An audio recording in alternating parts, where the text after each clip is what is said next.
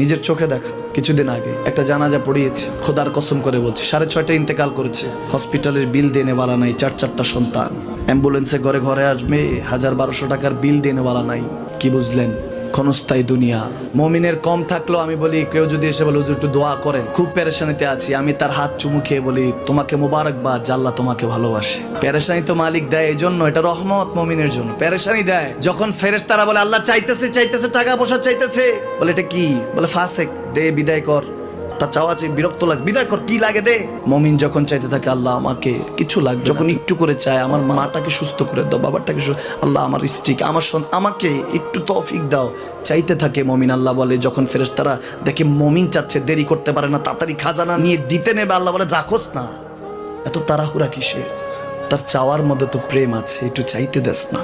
থাকুক না মুমিন আর একটু পেরেশান, থাকুক না, থাকতে দেস না।